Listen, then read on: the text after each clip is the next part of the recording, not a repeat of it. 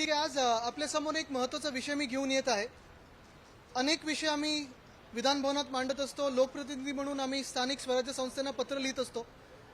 आपल्याला आठवत असेल 2-3 महिन्यापूर्वी मी रस्त्यांचा घोटाळा मुंबईसमोर आणि आपल्यासमोर आपल्याच माध्यमातून आणला होता. त्यावेळी 6080 कोटीचा जो घोटाळा आहे रस्त्यांचा, तो अजूनही आम्ही हात मांडण्याचा प्रयत्न करत आहोत. मागच्या आठवड्यात जो मांडण्याचा प्रयत्न केला त्याच्यावर काही मला तशी उत्तरं जी अपेक्षित होती, जी पारदर्शक उत्तरं पाहिजेत, ती काही मिळाली नाही. पण आज त्याच अनुषंगाने अजून एक घोटाळा आपल्यासमोर आणत आहे. कारण 1-2 दिवसात कदाचित वर्क ऑर्डर दिली जाईल. आत्ताच्या परिस्थितीमध्ये आपल्याला सर्वांना माहिती आहे की मुंबई महानगरपालिका असेल, पुणे असेल, नागपूर असेल, नाशिक असेल, कुठेही लोकप्रतिनिधी नाही आहेत, नगरसेवक नाही आहेत, महापौर नाही आहेत, प्रशासक बसवलेले आहेत. आणि हे प्रशासक आहेत की हुकुमशाह आहेत, हा एक मोठा प्रश्न उपस्थित होतो. कारण अपारदर्शकपणे हे सगळं कारभार सुरू आहे. आपल्याला सगळ्यांनाच माहिती असेल की ह्या प्रशासकांना ज्या काही ऑर्डर्स असतात या नगरविकास खात्यातून जातात, म्हणजेच मुख्यमंत्री कार्यालयातून जातात. आणि हे जे घटनाबाह्य मुख्यमंत्री बसलेले आहेत आणि त्यांचे जे 40 साथीदार आहेत, त्यांची जी गँग आहे, ती ह्या ऑर्डर लेफ्ट राईट सेंटर जसं काढत आहे. आपल्याला माहिती असेल कुठे ना कुठेतरी प्रत्येक ठिकाणी गोंधळाचं वातावरण आहे. कालच वरच्या हाऊसमध्ये मला वाटतं सन्माननीय अनिल परब साहेबांनी देखील sanitary pad vending machine 19 टॉयलेटसाठी 5000 vending pad machine vending machine ह्याचा घोटाळा तुमच्यासमोर आणलेला आहे. कुठेही उत्तर मिळालं नाही. मला वाटतं बैठक लावण्याचं आश्वासन मिळालेलं आहे.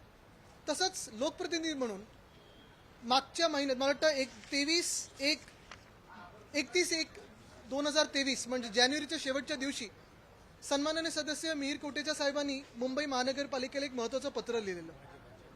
हे आमचे नाही आहेत, हे विरोधी पक्षातले आमदार नाही आहेत, हे आहेत सत्ताधारी पक्षातले आमदार, जी गद्दार गँग बसलेले 40ची त्यांच्या मित्रपक्षांची आमदार आहेत.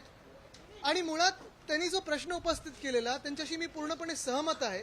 कारण मुंबई महानगरपालिकेत जसा रस्त्यांचा घोटाळा झालेला आहे, जसं ब्युटिफिकेशन सौंदर्यीकरणाचा जो एक घोटाळा आहे 1729 कोटीचा, तो घोटाळा आहे.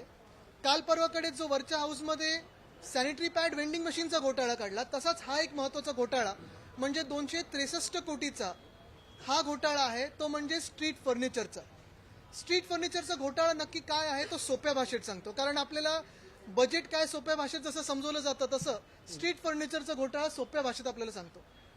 साधारणपणे हे सगळं स्ट्रीट फर्निचर जे असतं ते रस्त्याच्या आजूबाजूला अवतीभोवती लावलं जातं. स्ट्रीट फर्निचर म्हणजे आजूबाजूला जे आपण बघतो बेंचेस असतील, प्लांटर्स असतील, कचऱ्याचे कुंडे असतील, हे सगळं स्ट्रीट फर्निचरमध्ये येतं. ह्याचं टेंडर काढलंय कोणी यंदा? तर CPDनी, सेंट्रल प्रोक्युरमेंट डिपार्टमेंट. हे CPD म्हणजे नक्की काय असतं? मुंबई महानगरपालिकेत जे आरोग्य विभाग आहे, हॉस्पिटलसाठी असेल, दवाखान्यांसाठी असेल, जी औषधं असतील, जी इक्विपमेंट असेल, CPDचं काम आहे की आरोग्य खात्यासाठी प्रोक्युरमेंट डिपार्टमेंटमधून प्रोक्युरमेंट करून ह्या सगळ्या हॉस्पिटल्सना, दवाखान्यांना जे काही लागणाऱ्या गोष्टी असतात त्या प्रोक्युअर करून द्यायचं. पण पहिल्यांदा असं होत असेल, कदाचित धक्कादायक प्रकार आहे की रस्त्यांच्या डिपार्टमेंटसाठी CPD डिपार्टमेंट हे प्रोक्युरमेंट करतं रस्त्यांच्या कामासाठी. बरं, रस्त्याची कामं म्हणजे नक्की कुठची असतात? आता जी रस्त्याची कामं सुरू आहेत किंवा टेंडर काढलेत, वर्क ऑर्डर दिल्यात, त्याच्यातून माझी माहिती अशी आहे की 5 पैकी अजून एकाने अजून घेतलं नाही वर्क ऑर्डर. 6080 कोटीचा ज्याच्यात घोटाळा झालाय त्याच्यात स्ट्रीट फर्निचरचा समावेश नाहीये. म्हणजे तुम्ही विचार करा, या 263 कोटीचं जे वेगळं टेंडर काढलंय CPD रस्त्यांच्यासाठी काढतंय, 2 वेगळे डिपार्टमेंट आहेत. तसंच तिसरी गोष्ट म्हणजे ब्युटिफिकेशनमध्ये नक्की काय येतं? जे 1729 कोटी त्याच्या डिवायडरची कामं घेतलीत, फुटपाथची कामं घेतलीत, पोलची कामं घेतलेली आहेत, युनिपोलची कामं घेतलीत. रस्त्यांचं जे 6000 कोटीचं काम आहे त्याच्यात देखील नाहीये. मग नक्की ह्या स्ट्रीट फर्निचरमध्ये येतं काय? समावेशच्या गोष्टीचा आहे. ह्याचा जर प्रश्न विचारला, जो त्या आमदारांनी देखील विचारला होता, त्यांना कदाचित उत्तर आलं नसेल. पण ह्याच्यात माझ्या माहितीप्रमाणे ज्या 13 आयटम्स आहेत, 13 ज्या गोष्टी आहेत, त्याच्यातून 2 की 3च गोष्टी आपल्याला कळलेल्या आहेत. बाकीचं तिथे लोकप्रतिनिधी नसल्यामुळे, नगरसेवक नसल्यामुळे, स्टँडिंग कमिटी नसल्यामुळे जनतेसमोर, तुमच्या आमच्या समोर हे 13 आयटम्स नक्की काय आहेत हे अजूनही कुठच्या किमतीला विकत घेतलेले आहेत हे आलेलं नाहीये. जर खरं आपण बघितलं तर 13 आयटम्समध्ये बीड क्लॉज जो असतो ह्याच्यात बीडमध्ये देखील कार्टेलायझेशन केलं गेलं. टेंडर डॉक्युमेंटमध्ये काय होतं? साधारणपणे आत्तापर्यंत कसं व्हायचं की कचराकुंडीसाठी कोण वेगळा एक बिडर असायचा, स्ट्रीट पोलसाठी वेगळा असायचा, मग अमुक गोष्टीसाठी वेगळा असायचा, बेंचसाठी वेगळा असायचा. ह्याच्यात महत्त्वाचा क्लॉज हाच होता की 13च्या 13 आयटम एकाच कॉन्ट्रॅक्टरनी प्रोव्हाइड केले पाहिजेत. म्हणजे पहिले म्हणजे तुम्ही कॉन्ट्रॅक्टरची यादी तिथेच कमी करताय. दुसरी गोष्ट म्हणजे 5.5 कोटी हे तुम्ही डिपॉझिट सांगितलेलं आहे. तिसरी गोष्ट म्हणजे डीएलपी जो सांगितलेला आहे, काही काही गोष्टींसाठी 3 वर्षाचा डीएलपी सांगितलं डिफेक्ट लायबिलिटी पिरियड, आणि काही काही गोष्टींसाठी 10 वर्षाचं सांगितलं. मुळात ज्या गोष्टींसाठी बिडच आलेले नाहीयेत, ज्या गोष्टींसाठी बल्क प्राइस काय आहे हीच माहिती नाहीये, ज्या गोष्टींसाठी इतर कोणी बिडर्सच आले नाहीयेत, त्यांना तुम्ही ज्या टेस्टिंगच्या आधी म्हणजे व्हीजीटीआय वगैरे सारख्या संस्था ज्या टेस्ट करतात त्याच टेस्टिंगच्या आधी डीएलपी सांगून टाकता. हा सगळा घोळ होत असताना जर आपण बघितलं असेल तर प्लांटर्स आणि बेंचेस ह्याच्यावर भर दिला गेलाय. प्लांटर्स आणि बेंचेस म्हणजे तुम्ही 40,000 बेंच आमच्या शहरात लावणार ते कशासाठी? मी समजू शकतो जिथे जिथे घटनाबाह्य मुख्यमंत्री जातात त्यांना खुर्च्यांची गर्दी बघायला आवडते, तिथे तुम्ही बेंच विकत घेतले आणि लावले ठीक आहे, पण मुंबईत 40,000 बेंच म्हणजे जे आहेत ते बेंचेस काय करणार? जे वॉर्ड बेंचेस विकत घेतात किंवा जे नगर सेवकांच्या फंडातून बेंच येतात त्याचं नक्की काय होणार? प्लांटर्सचं जे टेंडर काढले म्हणजे कुंड्यांचं जे टेंडर काढलेलं आहे ते कुठचे कुंडे आहेत, त्याच्यात कुठची झाडं लागणार आहेत ह्याच्यावर कुठेही डिटेल नाही. हॉर्टिकल्चरसाठी म्हणजे जे झाडं मेंटेन करणार किंवा झाडं लावणार ह्याच्यासाठी नंतर वेगळं एक टेंडर काढणार आहे. बरं, साधारणपणे जेव्हा आपण बल्कमध्ये गोष्टी विकत घेतो ही साधी कुठच्याही बिझनेसमध्ये आपल्याला समजतं की जर आपण एक गोष्ट घेणार असो त्याच गोष्टीची 10 गोष्टी घेतल्या तर आपल्याला डिस्काउंट मिळतो, 30 ते 40% डिस्काउंट मिळतो. इथे 100%हून जास्ती एस्केलेशन झालेलं आहे, 100%हून जास्ती. आणि माझ्याकडे 3 कॉन्ट्रॅक्टरची नावं आहेत, त्याच्यातून कुठच्या कॉन्ट्रॅक्टरला मिळणार आहे हे देखील आम्हाला माहिती आहे.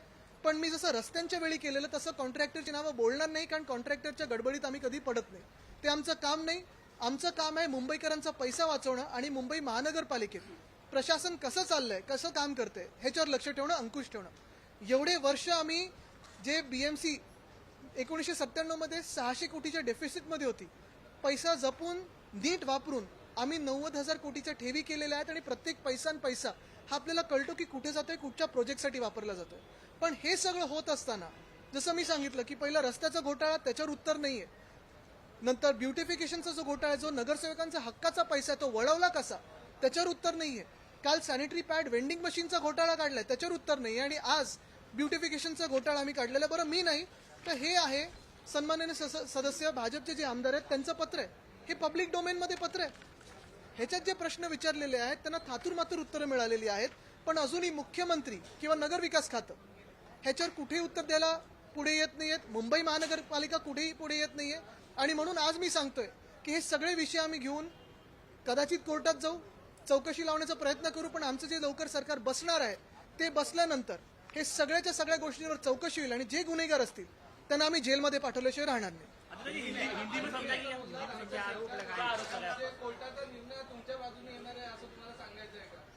नाही, ते सगळं नंतर. आता मी सुप्रीम कोर्टाबद्दल आणि त्या केसबद्दल बोलत नाही, ती लोकशाहीबद्दल लढाई आहे. त्याच्यात कपिल सिब्बल साहेब आणि आमचे सगळे लढत आहेत. मला वाटतं तर रिझर्व्ह फॉर ऑर्डर आहे, आम्हाला अपेक्षा आहे, आम्हाला न्यायदेवतेवर विश्वास आहे. पण हे सोपी गोष्ट आहे. सरकार कोणाचंही जरी असलं तरी जर लोकप्रतिनिधी नसेल तर एक तर निवडणुका झाल्या पाहिजेत, निवडणुका घेण्यात त्यांच्यात हिंमत नाहीये, म्हणून असे घोटाळे करत आहेत. हा 4था घोटाळा मी तुमच्या समोर आणलेला आहे. छोटे मोठे घोटाळे तर किती झालेले आहेत त्याच्यावर बोलणं देखील आता लाज वाटायला लागली की एवढे घोटाळे गेल्या 6 महिन्यात मुंबई महानगरपालिकेत ह्या प्रशासकांच्या हस्ते होत आहेत. बोलतो थोडं ओघात बोलतो. कॉन्ट्रॅक्टर आहेत ते मंत्रालयात सुद्धा त्यांच्याच काहीतरी संस्था कार्यरत आहे, तर मंत्रालयातही अशा प्रकारे त्यांना एकंदरीत आपल्या अनुषंगाने किंवा स्वतःची मनमानी करून त्यांना कॉन्ट्रॅक्ट दिले जातात का? आता हे 3 कॉन्ट्रॅक्टर तुम्हाला माहिती आहेत, कदाचित तुम्हाला देखील माहिती असेल, कोणाला काम मिळणार आहे त्यांना देखील माहिती असेल. पण जसं मी पहिलंच सांगितलं की कॉन्ट्रॅक्टर्स कोण आहेत ह्याचं माझं देणं घेणं नाहीये. कॉन्ट्रॅक्टर्स कोणी असो, काम कोणालाही मिळो, चांगलं काम होणं हे अपेक्षित आहे, पण ह्याच्याच सोबत मुंबईकरांचा पैसा वाचणं हे देखील अपेक्षित आहे आणि चुकीचं काम न होणं हे अपेक्षित आहे. पारदर्शकतेसाठी आम्ही लढत आहोत. ती पारदर्शकता गेल्या 6 महिन्यात मुंबई महानगरपालिकेतून निघून गेलेली आहे.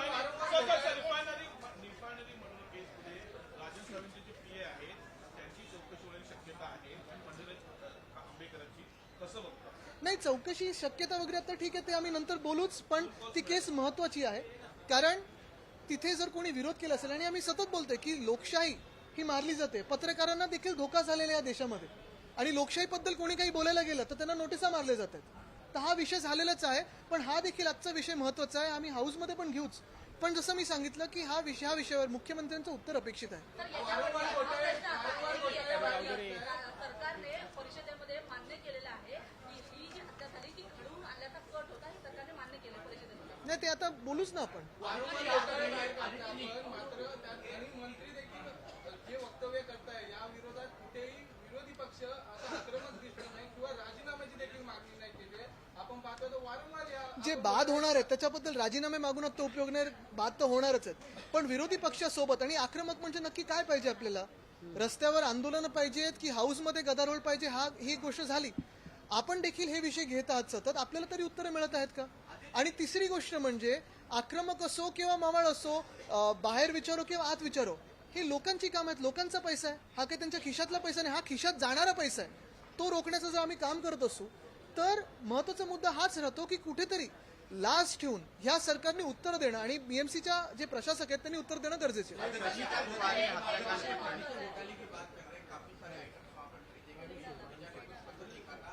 सरकार क्या इस मामले में जो है वो बचने की कोशिश कर रही है और किस तरह का एक कितना गंभीर ये घोटाला है?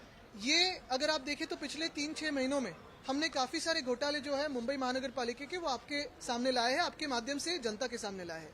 इस पे हम बात करते आए क्योंकि हमें यही डर है कि मुंबई का जो पैसा है उसको खत्म किया जा रहा है. मुंबई को खत्म करने की ये पूरी साजिश है. अगर आप देखें तो ये पहला जो मुद्दा मैंने उठाया था रोड स्कैम का, वो 6,080 करोड़ का था. उस पर अभी तक जवाब जो मिलना चाहिए वो मिला नहीं है, काम भी शुरू नहीं हुए, लेकिन कॉन्ट्रैक्टर्स का फायदा हुआ. फिर उसके बाद अगर आप देखें तो सैनिटरी पैड वेंडिंग मशीन का स्कैम हुआ, ब्यूटिफिकेशन का स्कैम है. और जो मैं ये कहता आया हूं कि ये जो सरकार है वो बिल्डर्स की सरकार है, कॉन्ट्रैक्टर्स की सरकार है. हर वक्त पे ये सरकार हमें सही ठहरा रही है कि ये बिल्डर्स और कॉन्ट्रैक्टर की ही सरकार है, जनता की सरकार नहीं है. ये अगर आप स्कैम देखें, स्ट्रीट फर्नीचर का जो स्कैम है उसमें बात साफ है, 263 कोटी का ये स्कैम है. और ये 263 करोड़ का जो स्कैम है उसमें सीपीडी डिपार्टमेंट, जो रोड्स डिपार्टमेंट से कोई संबंध नहीं रखता, ताल्लुक नहीं रखता, उसने ये टेंडर जारी करे हैं. 13 आइटम्स के लिए करे हैं, लेकिन वो 13 आइटम्स कौन से हैं क्या है पता नहीं. लेकिन वो बिड डॉक्यूमेंट में अगर आप देखें तो एक ही कॉन्ट्रैक्टर्स ने ये 13 आइटम्स देना जरूरी है, जो पहले कभी नहीं होता था. ये कितने को आइटम्स मिले हैं, किस रेट पे खरीदे गए हैं वो पता नहीं. नॉर्मली जब आप बल्क में लेते हो तो डिस्काउंट मिलता है, या तो 100% से ज्यादा एस्केलेशन हुआ है. ये कैसी बात हो सकती है? तो ये सरासर स्कैम है, और ये स्कैम के लिए हम प्रश्न पूछना चाहते हैं. और सिर्फ मैं नहीं, तो जो सत्ताधारी आमदार है वो भी तो वही पूछ रहे हैं, विधायक वही पूछ रहे हैं, वहां के जवाब तो मिल रहा नहीं है. अगर जवाब नहीं मिल रहा तो क्या बॉम्बे हाईकोर्ट में इस मामले को लेकर लीगल जो कार्रवाई है वो करने तो हमें पड़ेगी, लेकिन कभी ना कभी लज्जा से, शर्म से, डर से ये बीएमसी के जो प्रशासक है वो ऐसे क्या चला रहे हैं, कौन सा राज्य चला रहे हैं, कौन सी हुकुमशाही चला रहे, हुकूमत चला रहे हैं कि उन्हें कोई डर ही नहीं है कि कोई कुछ बोलेगा नहीं. आप बोल रहे हो कि महाराष्ट्र सरकार ने स्कैम करके वाया बीएमसी. अभी जो प्रशासक है उन पे पूरी हुकूमत महाराष्ट्र सरकार की है, क्योंकि वहाँ ना मेयर है, ना कोई कमेटी है, ना कोई जनप्रतिनिधि है. तो ये जो है वो सीएमओ से सब चल रहा है. मेरा एक सवाल आपसे है, क्योंकि आप राष्ट्रीय राजनीति में भी ज्यादा सक्रिय हैं. मुंबई से सटे ये आपका एनालिसिस है, मेरा नहीं. मुंबई से सटे मीरा रोड में बागेश्वर के बाबा आपने नाम सुना होगा, आचार्य देवेंद्र शास्त्री आ रहे हैं. उनके ऊपर आरोप भी लगते रहेंगे अंधश्रद्धा को लेकर और फिर हिंदू राष्ट्र बनाने को लेकर भारत को. एज अ पार्टी आप उसका स्टैंड क्या है? मैं ये जानना चाहता हूँ कि बाकी पार्टी जो है कंफ्यूज है या फिर कांग्रेस विरोध कर रही है. मेरा स्टैंड साफ है. जब जब मैं आपके सामने कोई विषय लाया हूँ उससे डिविएट ना होना, ये मेरा स्टैंड रहता है. और माफी चाहता हूँ, लेकिन अभी जवाब नहीं दूंगा क्योंकि ये विषय बहुत ही मुंबई के लिए महत्वपूर्ण है. ये जो बातें चलती रहती है, काफी सारे विवाद खड़े करने की कोशिश हो रही है देश में, लेकिन जो मूलतः विषय है, जैसे किसानों का मोर्चा आ रहा है, फिर अगर आप देखें तो महंगाई बढ़ती जा रही है, और ये सब हालातों में एक स्मोक स्क्रीन क्रिएट करा जा रहा है ताकि इस विषय पर बात ना हो और ऐसे विवादों पे बात हो. ये आज का जो विषय है, जो स्ट्रीट फर्नीचर का स्कैम है, मैं चाहता हूं कि आपके माध्यम से जनता तक पहुंचे, क्योंकि जनता को भी ये पता होना चाहिए कि जिस बीएमसी को शिवसेना ने 25 साल तक अच्छे काम करके लोगों के सामने लाया, करुण दाखिला करके हमने लोगों के सामने हर काम को लेके गए, वही बीएमसी में आज जब हम नहीं है, क्योंकि चुनाव ही नहीं हुए हैं, जहां कोई मेयर नहीं है, ना जनप्रतिनिधि है, वही बीएमसी में ये गद्दार सरकार कितने बड़े घोटाले कर रहे हैं, वो मेरी ख्वाहिश है कि आपके माध्यम से जाए. बढ़ती हुई नजर आ रही है. उद्धव ठाकरे सरकार की तभी कई सारे रिस्ट्रिक्शन को लेकर भी सवाल उठाए थे, लेकिन अभी फिर कोविड की संख्या बढ़ती नजर आ रही है. H3N2 वायरस से संक्रमित नहीं, मेरी यही उम्मीद है कि आरोग्य मंत्री महोदय बोलना दे की ये क्रॅब्स की वजह से, क्योंकि उनकी एक आदत है, कुछ भी हुआ धरण पडलं तरी खेकड्यांच्या वर. सुप्रीम कोर्ट ने पूर्व महाराष्ट्र एक गवर्नर मिनिट इथून येतोय तो. सुप्रीम कोर्ट ने पूर्व महाराष्ट्र गवर्नर को हेवीली क्रिटिसाइज किया ये बोलते हुए कि उनका स्टैंड ऑब्जेक्शनेबल था. अगर वो स्टैंड लेते तो पूर्व उद्धव ठाकरे की सरकार गिरती नहीं थी. इसको आप कैसे देखें? ये तो सच बात है और ये हम पहले से कहते हैं जब से हम सरकार फॉर्मेशन के लिए गए थे. जैसे हमें वहां से निकाला गया था राजभवन से, जो एक उनका बर्ताव था वो बहुत ही पॉलिटिकल था, बायस था. इंडिविजुअली जब मिलते थे तो काफी प्यार से मिलते थे, लेकिन सरकार गिराने की कोशिश तब के राज्यपाल महोदय बार बार करते थे और ये सबको पता है. नागपूर खंडपीठाने मुख्यमंत्र्यांवर ताशेरे ओढलेले आहेत. अतुल सावे यांच्या खात्याच्या निर्णयासंदर्भात मुख्यमंत्र्यांनी जो हस्तक्षेप केला होता तो त्यांचा अधिकार नाही असं न्यायालयाने म्हटलेलं आहे. मला वाटतं एक महत्वाचं आहे, आपण बघत असाल अनेकदा मी हाऊसमध्ये देखील बघितलं की मुख्यमंत्री महोदय जेव्हा उभे राहतात बोलायला तेव्हा उपमुख्यमंत्री महोदय त्यांच्यासाठी उत्तर देतात. तर नक्की त्यांचं काम काय, चौकट काय, आणि जेवढे आम्ही विषय NITचा जो जी इरेग्युलॅरिटी होती किंवा हे सगळे घोटाळे जे काढतोय त्याच्यावर मुख्यमंत्री बोलायला तयार नाहीत, ना निवडणुकीला सामोरी जायला तयार आहेत. त्यांना देखील माहिती आहे की हे अल्प आयुचं सरकार आहे आणि जेवढे दिवस चाललंय तेवढे दिवस. ठीक आहे, धन्यवाद. देश विदेशातील प्रत्येक घडामोडींचे लाईव्ह अपडेट मिळवण्यासाठी आता साम टीव्हीच्या सर्व सोशल मीडिया प्लॅटफॉर्मला लाईक, फॉलो आणि सबस्क्राईब करा. तसंच सर्व नोटिफिकेशनसाठी बेल आयकॉन प्रेस करायला विसरू नका.